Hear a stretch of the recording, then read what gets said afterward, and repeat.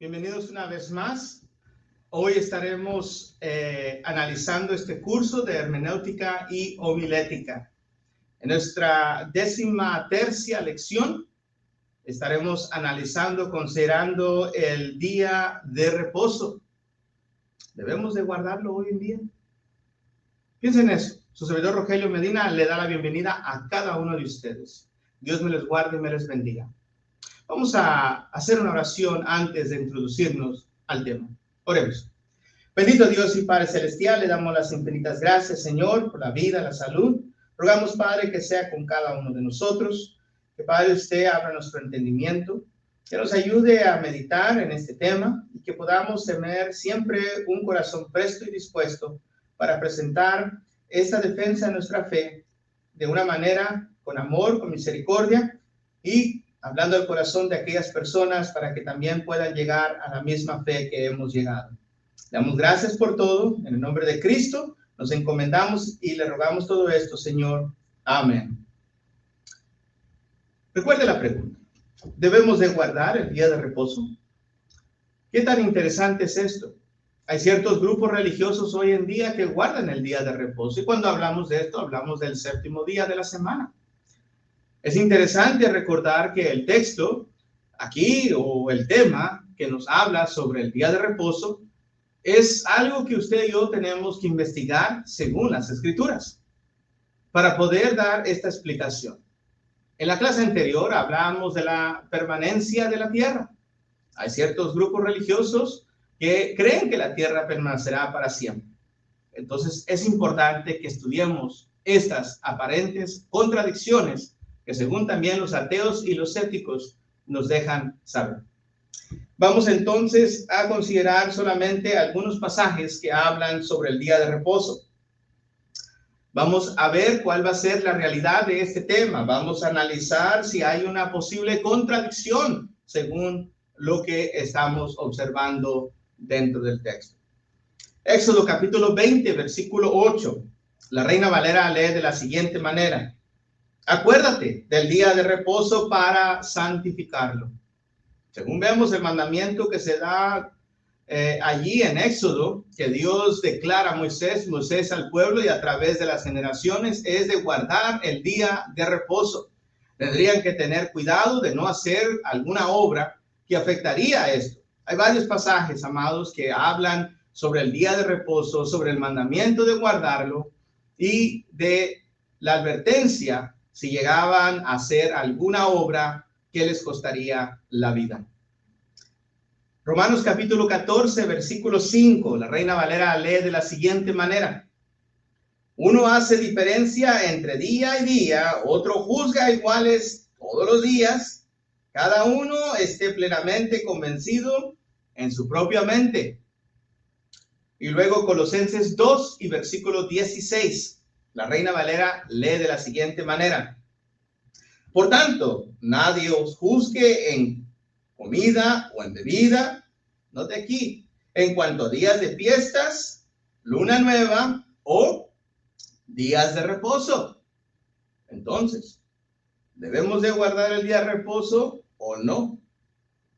Según aquí, los ateos y los escépticos nos dejan saber que la Biblia se contradice al decir que cada persona puede llegar a juzgar o clasificar cuál es el día que él o ella desea reposar. Según en Romanos 14:5 es el pensamiento que el ateo entiende o llega a creer.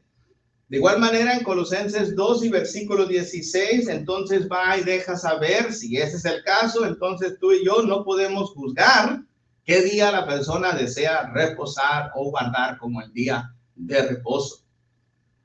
Aunque el mandamiento era el 7º día, ahora dicen tú lo puedes hacer cuando quieras. Hay una contradicción, dice el ateo. Por el otro lado, encontramos aquellos que guardan el día de reposo diciendo solo el día de reposo, esto es el 7º día, se debe de guardar y ningún otro día. Entonces, ¿cuál es la explicación aquí? ¿Qué es lo que podemos analizar o ver? Deberíamos de guardar el día de reposo. Cuando hablamos de esto, hablamos del 7º día. Recuerde eso en mente. Cuando vemos el contexto de Colosenses 2 y versículo 6, nos damos cuenta que el Antiguo Testamento, la ley de Moisés y todo lo que se había llegado a practicar bajo esa ley, Pablo, bajo la inspiración divina, nos deja saber lo siguiente. Si usted tiene su Biblia, en esta ocasión sí le voy a pedir que me acompañe, dado a que vamos a considerar el contexto de Colosenses 2 y versículos de alrededor del 14 al 17. Entonces, vayamos ahí, Colosenses capítulo 2, versículos 14 al 17. Dice lo siguiente, amados.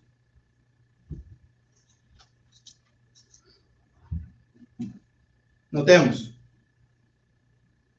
Versículo 14. Bueno, vamos a regresar un poquito más para agarrar el contexto desde el versículo 8 y de ahí vamos a ver todo hasta el versículo 17 y ahí podemos analizar o hacer algunas observaciones. Dice, mirad que nadie os engañe por medio de filosofías o huecas sutilezas, según las tradiciones de los hombres, conforme a los rudimentos del mundo y no según Cristo. Versículo 9. Porque en él habita corporalmente toda la plenitud de la deidad. Versículo 10. Y vosotros estáis completos en él, que es la cabeza de todo principio y potestad. Versículo 11. En él también fuisteis circuncidados con circuncisión no hecha a mano, al echar de vosotros el cuerpo pecaminoso carnal, en la circuncisión de Cristo. Versículo 12. Sepultados con él en el bautismo, en el cual fuisteis también resucitados con él mediante la fe, en el poder de Dios que le levantó de los muertos. Versículo 13. Y a vosotros estando muertos en pecados y la incircuncisión de vuestra carne, os dio vida juntamente con él, perdonándonos todos los pecados. Versículo 14. Note aquí el énfasis. Anulando el acta de los decretos que había contra nosotros, que nos era contrario, quitándola del medio y clavándola en la cruz. Y después, versículo 15, y despojándoos a los principados y a las potestades, los exhibió públicamente, triunfando sobre ellos en la cruz. Versículo 16, entonces, por tanto, nadie os juzgue en comida, en bebida, en cuanto a los días de fiesta, luna nueva o días de reposo. Versículo 17. Todo lo que es sombra de lo que ha de venir, pero el cuerpo es de Cristo. Entonces, note que el contexto de Colosenses 2 es de traernos una explicación de lo que Pablo le está explicando a aquellos cristianos en la ciudad de Colosa. Podemos analizar que Pablo está advirtiendo que va a haber ciertas enseñanzas que se van a introducir y dice, no se dejen engañar. De ahí podemos observar que dado a que estas enseñanzas van a existir, los cristianos deben de recordar entonces de la plenitud que ahora tienen en Cristo Jesús y son recordados del procedimiento que llevaron a cabo. Fueron bautizados y en ese bautismo juntamente con Cristo murieron para tener vida en Cristo. Y ahora dice, dado a que eso ha sucedido, dado a que eso se ha llevado, entonces dice, recordando que dado que fuiste perdonado, Dios también quitó, anulando el acta de los decretos. Esa frase, anulando el acta de los decretos, es que quitó, llegó a su fin. Cuando el Señor Jesús en la cruz dijo, consumado es, dijo, se ha completado hasta aquí todo lo que era el primer pacto. He aquí introducción al segundo. Cuando vemos esto, amados, entonces podemos entender Mateo capítulo 26, versículo 26 en adelante. Cuando el Señor Jesús habla de aquel momento en el cual va a tener la cena, que va a participar con sus discípulos. Les deja saber de la carne, de aquel pan que es su cuerpo y que se debe de recordar cuando uno toma de ese elemento, cuando uno participa de ello el primer día de la semana. Igualmente habla de el jugo de uva que representa la sangre de Cristo que ha sido derramada para la remisión de los pecados. y uno debe de recordarlo y tenerlo en mente cuando uno participa de ello el primer día de la semana. Todo esto es importante, llegar a recordar que esa sangre es la sangre, dijo Jesús, del nuevo pacto. He ahí por eso importante que cuando Jesús derramó su sangre, he ahí el principio, el inicio del nuevo pacto. Entonces, cuando vemos eso, Pablo está explicando precisamente, anulando el decreto, el acta de los decretos, anulando entonces los mandamientos que estaban, llegando a completarlos, llegando a satisfacer el primer pacto para introducir el segundo, aquel que es perfecto, aquel que tiene mejores promesas, aquel por el cual se profetizó a través de Jeremías 31 y versículos 31 en adelante, el nuevo pacto que haría Dios con el pueblo, con su gente, para así introducirlo a aquellos que ahora vivirían bajo el pacto de Cristo. Entonces es importante que el día de reposo, cuando hablamos del séptimo día y el día de reposo, estamos hablando de aquello que ya dio a su fin, llegó a completarse. Podríamos llegar también a volver a introducir o a recordar, mejor dicho, información de la cual mismo el escritor a los Hebreos nos trae a mente. En Hebreos capítulo 8 nos deja saber desde el versículo 5 en adelante, versículo 4, perdón, en adelante. Dice, así que si tuvieses sobre la tierra, ni siquiera serías sacerdote, habiendo aún sacerdotes que presentan las ofrendas según la ley, los cuales sirven a los que es figura y sombra de los celestiales, como se les advirtió a Moisés cuando iba a erigir el tabernáculo, diciendo, mira, haz que todas las cosas conforme al modelo que se te han mostrado en el monte. Pero ahora tanto mejor ministerio es el suyo, esto es de Cristo Jesús, cuanto es mediador de un mejor pacto. Pablo habla de esto a Timoteo en 1 Timoteo 2:5, porque hay un solo mediador entre Dios y los hombres, Jesucristo hombre. Entonces aquí el escritor a los Hebreos deja saber que Cristo es un mejor mediador de pacto, establecido sobre mejores promesas. Versículo 7 de Hebreos 8. Porque si aquel primero hubiera sido sin defecto, ciertamente no se hubiera procurado lugar para el segundo. Y de ahí empieza a citar pasajes del Antiguo Testamento. Pero el versículo 13 hace hincapié de lo que ya se citó a lo que se está viendo en Cristo Jesús y recalca diciendo, al decir nuevo pacto, ha dado por viejo el primero, y lo que se da por viejo y se envejece está próximo a desvanecer, quiere decir a desaparecer, quiere decir dejar de existir. ¿Por qué? No está vigente más. He ahí el nuevo pacto. Entonces, muy importante cuando hablamos del día de reposo, el séptimo día es lo que se está hablando. Cuando hablamos del día en el cual se dio el mandamiento en Éxodo 20, ese es el día séptimo. Y ese día séptimo, el día de reposo, no está vigente hoy en día. Colosenses, el apóstol Pablo nos enfatizó y nos declaró esto.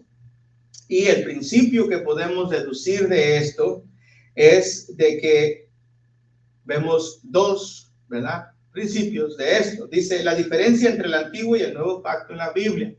Usted y yo tenemos que entender que la Biblia tiene el Nuevo y Antiguo Testamento porque la palabra testamento quiere decir pacto.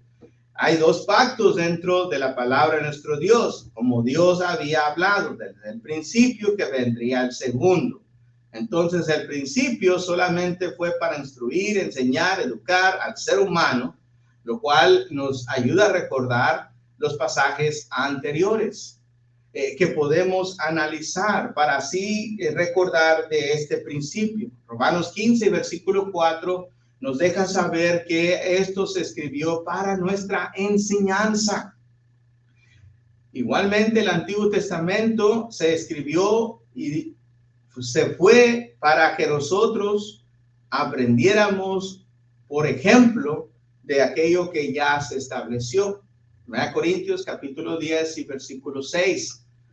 Todo esto, amados, entonces, del nuevo pacto fue para ser enseñado, instruido y dejado por ejemplo para entender el nuevo en el cual ahora estamos. Y es importante entonces verlo, saber que como estudiante de la Biblia, hacer la diferencia de los pactos.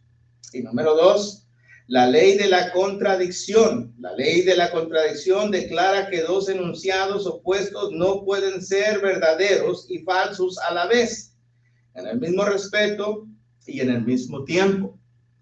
La ley de la contradicción, si esto es una contradicción del día de reposo, dos cosas no pueden ser ciertas al mismo tiempo.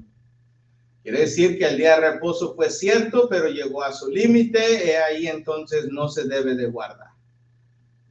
Por completo, podemos deducir entonces que el tema del día de reposo es entendido, enfatizado y explicado por el apóstol Pablo en Colosenses 2 y en su contexto del versículo 8 en adelante.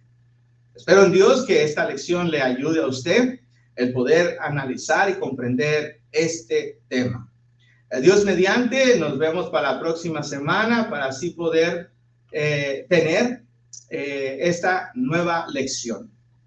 Tal vez sea más pronto, si usted así lo decide. Nos vemos entonces en la próxima lección. Su servidor se despide de usted. Hasta la próxima.